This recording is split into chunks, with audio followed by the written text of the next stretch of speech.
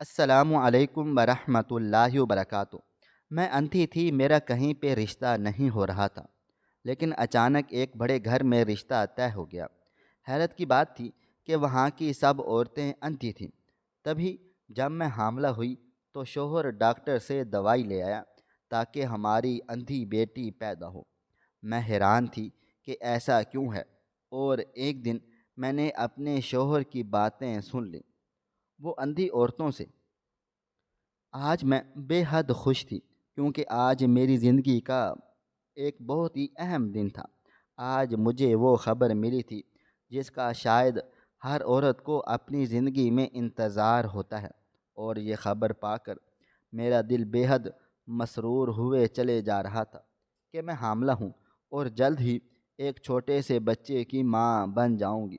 میں بے حد خوش تھی، اور اپنی اس خوشی میں اپنے شوہر کو جب شامل کیا تو وہ بھی بے حد خوش ہو گئے اور کہنے لگے، ارے شمیم، تم نے تو مجھے جیسے دونوں جہاں کی دولت دے دی ہو۔ آج میں بے حد خوش ہوں۔ اپنے شوہر کی یہ بات سن کر میرا دل جھوم اٹھا تھا، اور مجھے اپنی زندگی کی خوشیوں پر دائمی یقین ہونے لگ گیا تھا۔ میں سوچ بھی نہیں سکتی تھی کہ قدرت میرے اتنی بڑی کمی کے باوجود مجھ پر اتنی مہربان ہو جائے گی کہ نہ صرف میرا رشتہ اتنے اچھے گھر میں ہو جائے گا، بلکہ مجھے ایک محبت کرنے والا شوہر ملے گا، اور اس کے علاوہ اب اللہ مجھے بھی اولاد کی نعمت سے نواز رہا تھا۔ میرے لیے یہ سب کچھ بہت زیادہ تھا، اور اس بات نے مجھے بہت خوشی دی تھی۔ میرے شوہر نے بھی جب خوشی کا اظہار کیا تو میرا دل مطمئن ہو چکا تھا۔ تبھی میرا شوہر کہنے لگا، شمیم، میں کل تمہیں ایک دوائی لا کے دوں گا، تم نے وہ دوائی ضرور کھانی ہے۔ ڈاکٹر صاحب کے مشورے کے مطابق اس دوائی کو تم نے 3 دن تک استعمال کرنا ہے، اور اس کے بعد دیکھنا ہمارے گھر میں تمہارے جیسی ہی ایک چاند سی معصوم سی ننھی سی بیٹی پیدا ہوگی، جس کی آنکھیں تمہاری ہی طرح ہوں گی، اور اس کی آنکھوں میں بھی نور نہیں ہوگا، بلکہ وہ تمہاری ہی طرح اندھی ہوگی۔ اپنے شوہر کی یہ بات سن کر میری خوشی جیسے تھم گئی تھی۔ میرا دل جیسے کسی نے مٹھی میں لے لیا ہو، اور میں ایک دم پریشان ہو کر رہ گئی تھی۔ مجھے یقین ہی نہیں آ رہا تھا کہ میرے شوہر نے یہ بات کہی ہے۔ چند لمحے میں اس بات کو سمجھنے کی کوشش کر رہی تھی۔ یوں لگ رہا تھا جیسے میرے کانوں نے کچھ اور سنا ہے، اور میرے شوہر نے کچھ اور کہا ہے۔ تبھی میں نے ہمت کرتے ہوئے تصدیق کرنے والے انداز میں اپنے شوہر سے کہا، آپ کیا کہہ رہے ہیں؟ آخر آپ نے وہی کچھ کہا ہے جو میں نے سنا ہے۔ میں نے اپنے شوہر سے پوچھا تو وہ مسکرا دیا تھا اور کہنے لگا، بالکل، جو تم نے سنا ہے وہ بالکل صحیح ہے۔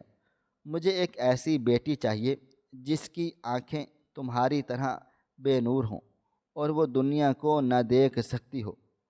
اپنے شوہر کی بات پر میرا دل مٹھی میں آ گیا تھا، اور میں نے تڑپ کر ان سے کہا، آخر آپ اپنی ہونے والی اولاد کے بارے میں ایسا کیسے سوچ سکتے ہیں؟ آپ کو تو دعا کرنی چاہیے کہ میری اولاد میں کوئی نقص پیدا نہ ہو۔ میں اندھی ہوں، میں دنیا نہیں دیکھ سکتی، دنیا کے رنگ نہیں دیکھ سکتی۔ میں نے آج تک آپ کا چہرہ بھی نہیں دیکھا، لیکن مجھے ایک اطمینان ہے کہ آپ میرے ساتھ ہیں، اور اب آپ ہی وہی محرومی اپنی اولاد کے لیے مانگ رہے ہیں۔ آپ کا دل ذرا بھی نہیں کانپا؟ آپ نے ایک لمحے کے لیے بھی نہیں سوچا کہ آخر وہ ہماری بیٹی ہوگی، اور آپ اس کے لیے اس طرح کی سوچ رکھتے ہیں؟ مجھے بے حد افسوس ہے۔ میں نے اپنے شوہر سے کہا تو وہ ایک دم جیسے غصے میں بھڑک اٹھا اور کہنے لگا، شمیم، میں نے تمہیں جو کہا ہے تم وہی کرو گی۔ اس گھر میں وہی ہوتا ہے جو میں کہتا ہوں، اس لیے بہتر یہی ہے کہ میرے ساتھ بحث و مباحثہ مت کرو، ورنہ نقصان کی ذمہ دار تم خود ہوگی۔ میرا شوہر مجھے سرد انداز میں دھمکی دے کر گھر سے چلا گیا تھا، جبکہ اس کے سرد خانے نے مجھے بھی برف کا مجسمہ بنا کر رکھ دیا تھا۔ میں سوچ بھی نہیں سکتی تھی کہ میرا شوہر، جو مجھ پر اتنی جان نچھاور کرتا تھا، مجھ سے اتنی محبت کیا کرتا تھا، وہ ایک دم یوں رنگ بدل لے گا، یوں اپنا پینترا بدلے گا۔ میں ایک دم سے سسک اٹھی تھی اور اپنے شوہر کی بے جا فرمائش پر اللہ تعالیٰ سے شکوے کرنے لگ گئی تھی۔ آخر اس نے میرے شوہر کے دل میں یہ بات کیوں ڈالی تھی؟ کیوں میرے شوہر کو یہ خیال آیا کہ میں نے سوچ لیا تھا کہ میں اپنے شوہر کی بات ہرگز بھی نہیں مانوں گی اور کبھی بھی ایسی کوئی بھی دوائی نہیں کھاؤں گی جو میرا شوہر لا کر مجھے دے گا، کیونکہ مجھے کیا پتہ وہ دوائی کس لیے ہوگی، نہ جانے اس کے دل و دماغ میں کیا چل رہا ہے اور وہ کیا چاہتا ہے۔ اس لیے میں نے یہ سوچ کر اپنے آپ کو مطمئن کر لیا تھا کہ چاہے کچھ بھی ہو میں وہ دوائی ہرگز بھی نہیں کھاؤں گی۔ میں نے سوچ لیا تھا کہ میں اپنی ساس سے اس سلسلے میں بات چیت کروں گی اور انہیں کہوں گی کہ وہ اپنے بیٹے کو سمجھائیں، آخر وہ کیوں یہ محرومی اپنی بیٹی کو دینا چاہتا ہے۔ حالانکہ میری ساس بھی اندھی تھی اور وہ خود بھی اس محرومی سے گزر رہی تھی۔ مجھے اچھی طرح سے اندازہ تھا کہ جب میں ان سے بات چیت کروں گی تو وہ میری بات کو سمجھیں گی اور ضرور میرا ساتھ دیں گی۔ اس لیے میں پرسکون ہو چکی تھی اور یہ بات اگلے دن کے لیے رکھ لی گئی تھی، لیکن میں نہیں جانتی تھی کہ قسمت کے ترکش میں ابھی اور بھی بہت سارے تیر باقی ہیں۔ ابھی تو میرے سامنے ایک ایسی سچائی نے بھی آنا تھا جس نے مجھے جھنجھوڑ کر رکھ دینا تھا اور جسے جان کر شاید میں اپنے حواس کھو بیٹھتی۔ اگر مجھے اس بات کا ذرا سا بھی اندازہ ہوتا کہ میرے شوہر کا کیا مقصد ہے اور وہ کس مقصد کے لیے مجھے وہ دوا کھلانا چاہتا ہے، آخر وہ اپنی بیٹی کو کیوں اندھا کرنا چاہتا ہے، تو میں اس سے ہمیشہ ہمیشہ کے لیے الگ ہو جاتی اور کبھی یہ نہ سوچتی کہ اس نے مجھے اتنی بڑی کمی کے باوجود قبول کیا اور میرا ہم سفر بن گیا۔ میرا نام شمیم اختر ہے اور میرا تعلق ایک غریب گھرانے سے تھا۔ میں بہت زیادہ خوبصورت تھی، لیکن مجھ میں ایک بے حد بڑی کمی تھی کہ میں اندھی تھی۔ پیدائشی طور پر ہی میری آنکھوں میں کوئی مسئلہ تھا کہ مجھے دنیا دکھائی ہی نہیں دیتی تھی۔ جب میری اماں ابا کو اس نقص کا اندازہ ہوا تو وہ دونوں بہت زیادہ روئے پیٹے تھے۔ انہوں نے بہت سی جگہ سے علاج کروانے کی کوشش کی۔ ہر سرکاری ہسپتال میں مجھے چیک کروایا جاتا، جہاں جہاں پر آنکھوں کا کیمپ لگتا وہ مجھے وہیں پر لے کر چلے جاتے، لیکن کہیں پر بھی سنوائی نہیں ہوئی تھی، بلکہ سبھی نے جواب دے دیا تھا اور یہی کہا تھا کہ پیدائشی طور پر نقص ہے اور آنکھیں پیچھے سے ہی بے نور ہیں، اسی وجہ سے آپریشن کر کے بھی ٹھیک نہیں ہو سکتی۔ میرے ماں باپ صبر شکر کر کے چپ چاپ کر کے خاموش سے بیٹھ گئے تھے۔ یہ شکر ہے کہ آنکھوں کا یہ مسئلہ صرف اور صرف میرے ساتھ ہی تھا۔ میرے جو باقی بہن بھائی پیدا ہوئے تھے ان میں سے کسی کے ساتھ یہ مسئلہ نہیں ہوا تھا، وہ سب بالکل ٹھیک ٹھاک تھے، لیکن میں اپنی اندھی آنکھوں کے ساتھ اس دنیا کو دیکھنے کی کوشش کرتی تھی، اس دنیا کے رنگوں کو پہچاننے کی کوشش کرتی تھی۔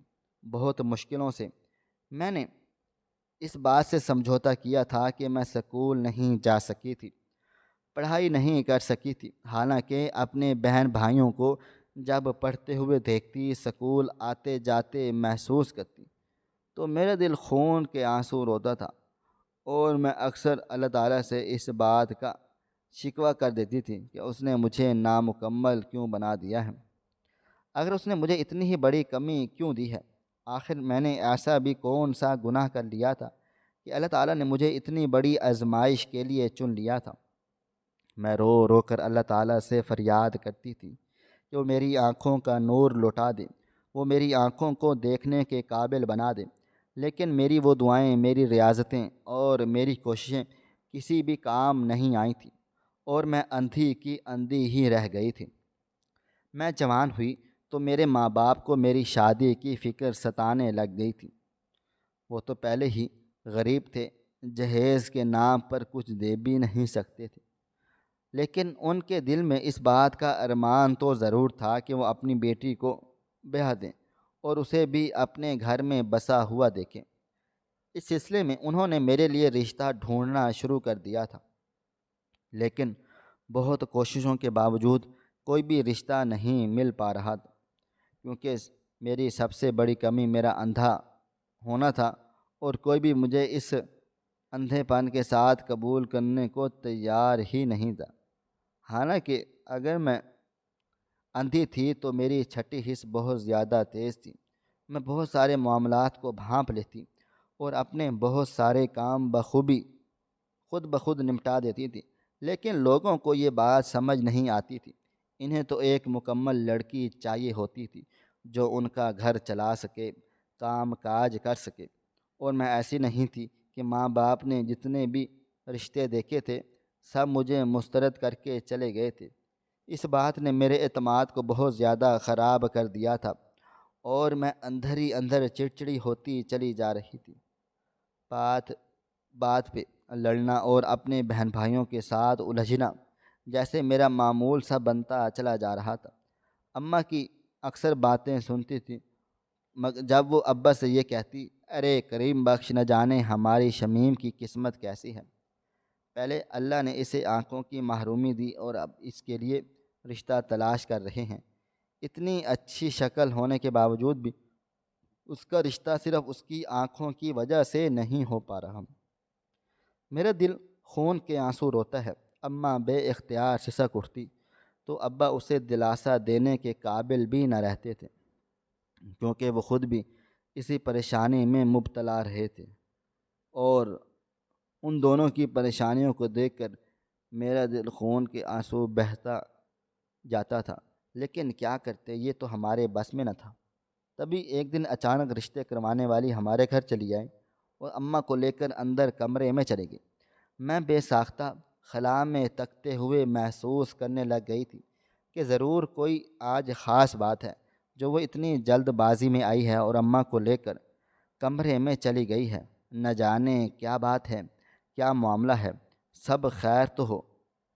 لیکن میں نے دل ہی دل میں یہ سوچا کہ کچھ ہی دیر کے بعد بوا تو گھر سے چلی جائے گی۔ تب اماں میرے قریب آن بیٹھی۔ اماں کے انداز میں نے خوشی محسوس کر لی تھی، اس لیے اماں سے پوچھا، اماں کیا بات ہے، آپ مجھے بہت خوش لگ رہی ہیں۔ بوا نے کیا کہا؟ اماں جان مسکرا دی اور کہنے لگی، ہاں سچ پوچھو تو میں آج بے حد خوش ہوں۔ تمہارے بوا تمہارے لیے ایک بہت ہی اچھے گھرانے سے رشتہ لے کر آئی ہے، اور اس کا کہنا ہے کہ تمہارے اندھے پن کا اس نے پہلے ہی انہیں بتا دیا ہے، اور وہ اس اندھے پن کے باوجود بھی تمہیں اپنانے کو تیار ہیں، کیونکہ لڑکے کی ماں اور بہن بھی اندھی ہے، اور اسے اچھی طرح سے اندازہ ہے کہ اس محرومی کے ساتھ ایک عورت کی زندگی کتنی مشکل ہوتی ہے۔ اس لیے وہ ایک ایسی لڑکی سے شادی کرنا چاہتا تھا جو آنکھوں سے اندھی ہو، اور تبھی بوا نے تمہارے رشتے کی بات چلا دی، اور ان لوگوں نے تمہیں دیکھے بغیر ہی پسند کر لیا ہے۔ کر رسمی طور پر لوگ تمہیں دیکھنے کے لیے آئیں گے اور باقاعدہ رشتہ ڈال دیں گے۔ میں بے حد خوش ہوں کہ گھر بیٹھے بٹھائے اتنا اچھا رشتہ مل گیا ہے۔ تم خود سوچو، ہم کہاں ایک چھوٹے موٹے سبزی فروش اور کریانے کی دکان پر کام کرنے والے ملازم کا رشتہ ڈھونڈ رہے تھے، اور کہاں اپنا کاروبار کرنے والے لڑکے اتنے اونچے گھرانوں کے لڑکے کا رشتہ مل گیا تھا۔ میں تو بے حد زیادہ خوش ہو گئی تھی، اور آج اسی خوشی میں حلوہ پکا کر بانٹوں گی۔ اماں کے انگ انگ سے خوشی پھوٹ رہی تھی، اور ان کے لہجے سے یہ بات بھی ظاہر ہو رہی تھی کہ ان کے لیے یہ بات کتنی بڑی ہے۔ میں بھی مطمئن ہو چکی تھی، اور دل میں بے ساختہ خوشی کے لڈو پھونٹنے لگ گئے تھے۔ نہ جانے وہ کیسا تھا، نہ جانے اس کا قد کاٹ کیسا ہوگا۔ میں نے اپنے ہونے والے جیون ساتھی کے بارے میں سوچنے لگ گئی تھی، جس نے مجھے دیکھے بغیر ہی پسند کر لیا تھا۔ میں نے اس کی عظمت کی قائل ہو گئی تھی کہ اسے اپنی بہن اور ماں کی محرومی کو سمجھا ہوا تھا، اور پھر اس نے اسی لیے ایک اندھی لڑکی سے شادی کرنے کی خواہش کا اظہار کر دیا تھا۔ یہ بات میرے لیے بہت فخر کا باعث تھی، اور میں اس بات سے بہت زیادہ مطمئن ہو گئی تھی کہ شادی کے بعد آنے والی زندگی میں مجھے اپنے اس اندھے پن کی وجہ سے کوئی بھی مسئلہ مسائل نہیں ہوگا، کیونکہ میرے شوہر نے بخوشی قبول کیا ہوگا۔ اگلے دن وہ لوگ رسمی طور پر آئے، انہوں نے رشتہ ڈالا اور مجھے انگوٹھی پہنا کر چل دیے تھے۔ میں اپنی انگلی پہ پہنی ہوئی یہ انگوٹھی مجھے عجیب و غریب سے احساس سے دوچار کر رہی تھی، اور میں بے حد خوش تھی، کیونکہ میری شادی ایک ہفتے کے بعد ہی طے ہو گئی تھی، کیونکہ ان لوگوں نے بھی سادگی سے نکاح کرنے کا کہا تھا، اور میرے ماں باپ تو ویسے ہی حیثیت میں بہت زیادہ کم تھے کجا کہ وہ شادی کا خرچہ اٹھاتے، اس لیے انہوں نے فوراً ہی اس بات پر رضامندی دے ڈالی تھی اور سادگی سے نکاح کرنے کا کہا۔ میں رخصت ہو کر اپنے شوہر عثمان کے ہمراہ ان کے گھر چلی گئی تھی۔ میں عثمان کو دیکھ تو نہیں سکتی تھی، لیکن محسوس کر سکتی تھی، کیونکہ میرے جذبات نکاح کے بعد بدل چکے تھے۔ عثمان کی ماں اور اس کی بہن میرے وارے صدقے ہوتے چلی جا رہی تھیں۔ گھر پر میرا شاندار طریقے سے استقبال کیا گیا تھا، اور مجھے کچھ دیر کے بعد ہی میرے کمرے میں ٹھہرا دیا گیا۔ میں خلا میں تکتے ہوئے ارد گرد کی چیزوں کی موجودگی کو محسوس کرنے لگ گئی تھی، اور اپنے دل کی آنکھ سے ان چیزوں کو دیکھ رہی تھی اور مسکرا رہی تھی۔ قسمت مجھ پر ایسے بھی مہربان ہو جائے گی، میں نے سوچا بھی نہیں تھا۔ اپنے شوہر کی رفاقت پا کر میں بے حد مسرور ہو گئی تھی۔ شوہر کی محبت اور ان کی توجہ نے میرے وجود کو کھلتا ہوا گلاب بنا دیا تھا۔ چند دن شادی کے گزر چکے تھے اور میں نے ابھی تک گھر کے کاموں میں حصہ نہیں لیا تھا، کیونکہ ابھی میری ساس نے مجھے کاموں سے منع کر دیا تھا۔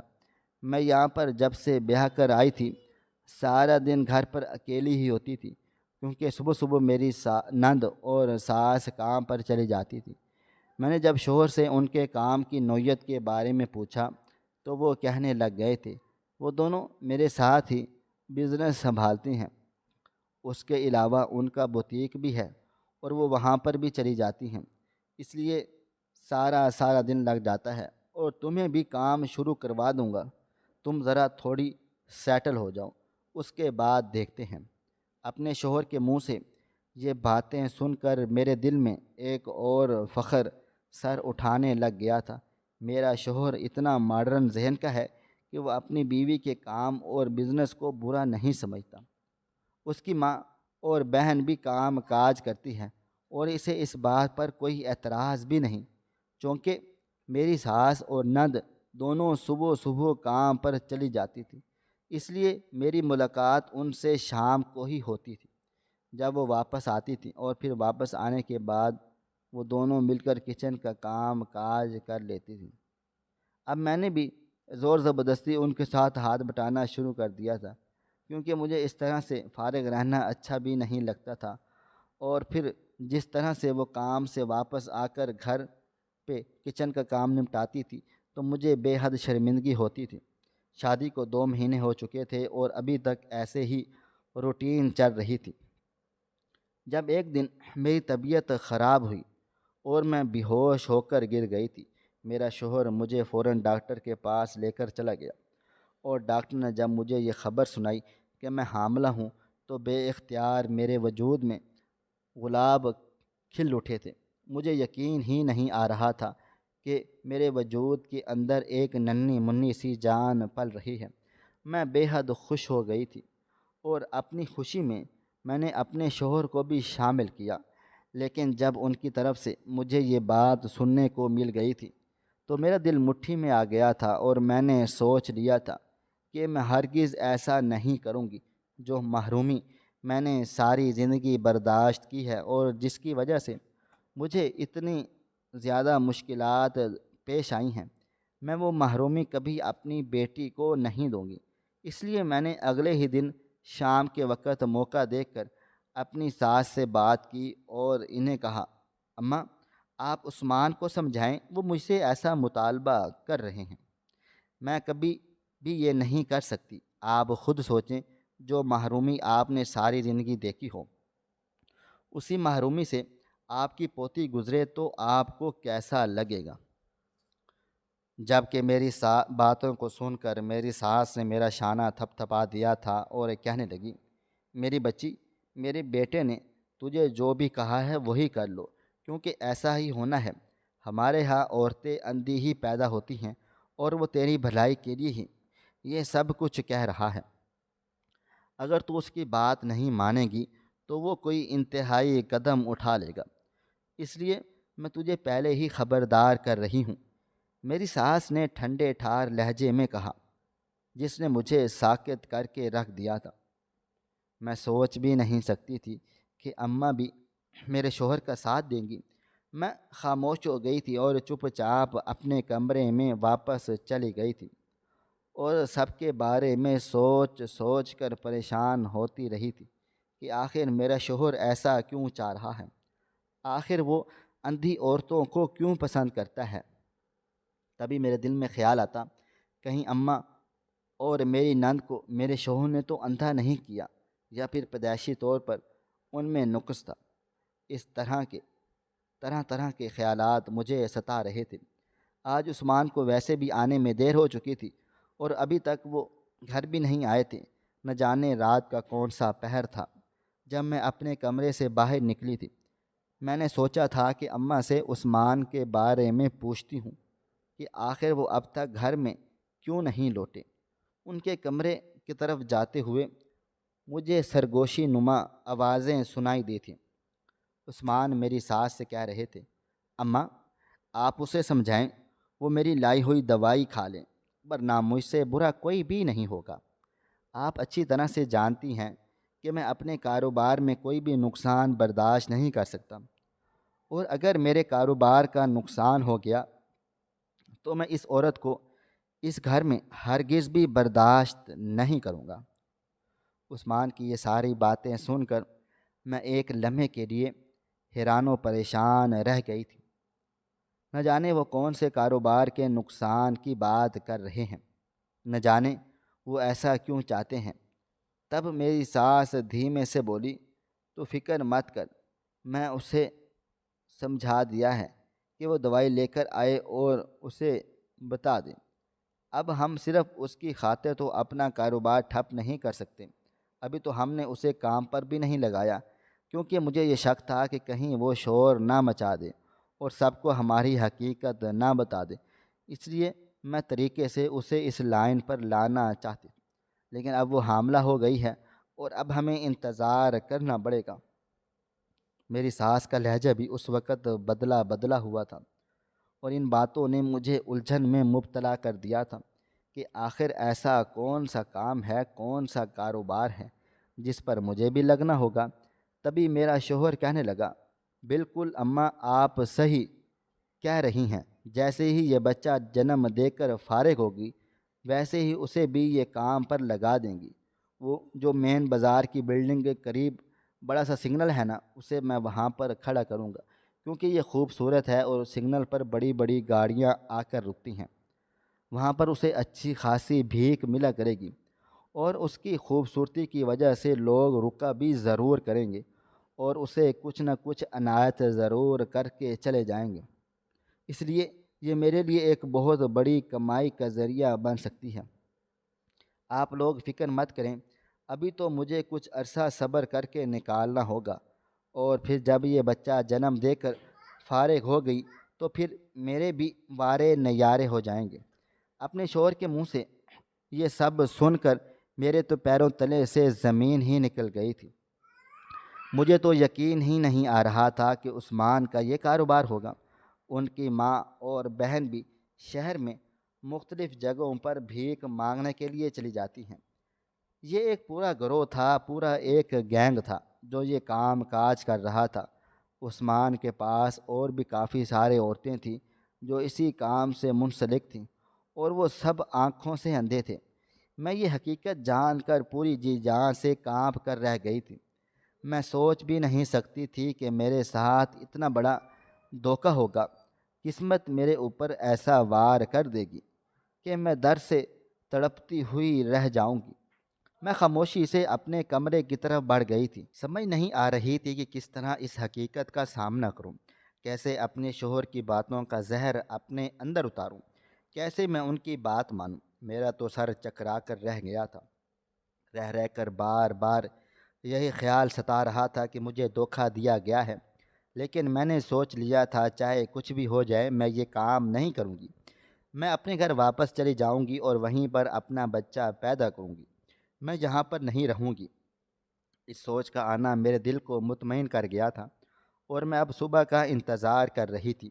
اگلے دن صبح میں نے اپنے شوہر سے یہی کہا کہ مجھے اماں کی طرف جانا ہے، مجھے ان کی بہت یاد آ رہی ہے۔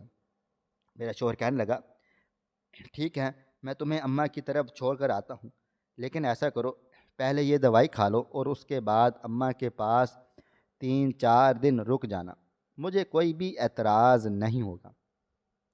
اپنے شوہر کی بات سن کر میں پریشان سی ہو گئی تھی، لیکن اس وقت میرے لیے یہ ضروری تھا کہ میں اس کی ہاں میں ہاں ملا دوں اور صحیح سلامت یہاں سے اپنے گھر کو چلی جاؤں۔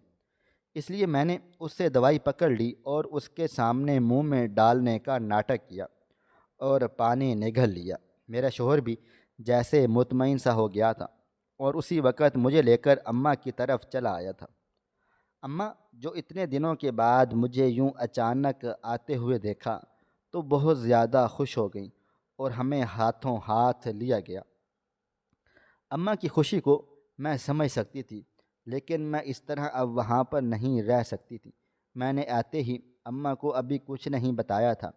اپنے شوہر عثمان کے چلے جانے کے بعد میں نے اماں جان کو سب سچ بتا دیا، جسے جان کر وہ بے اختیار اپنے دل پر ہاتھ رکھ کر بیٹھی اور کہنے لگی، شمیم، میں نے تو کبھی سوچا بھی نہیں تھا کہ ایسا بھی ہوگا، وہ لوگ اتنے بڑے فراڈ کریں گے۔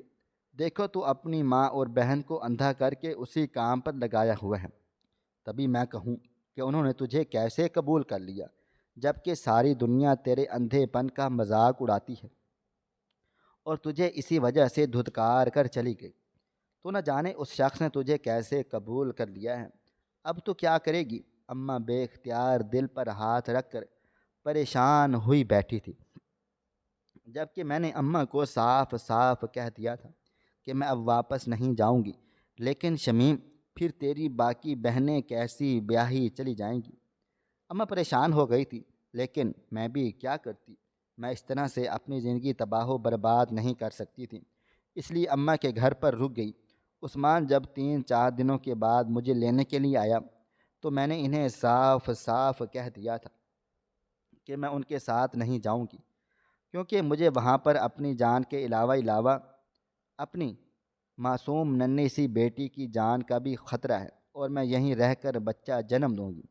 عثمان نے مجھے بہت سمجھایا اور کہنے لگا، میرے ساتھ چلو، لیکن جب میں نہیں مانی تو وہ شخص غصے میں مجھے گالیاں دینے لگا اور برا بھلا کہنے لگا اور پھر جاتے جاتے طلاق دے کر چلا گیا۔ یہ بات مجھے ایک دھچکا تو دے گئی تھی، لیکن میں کیا کرتی؟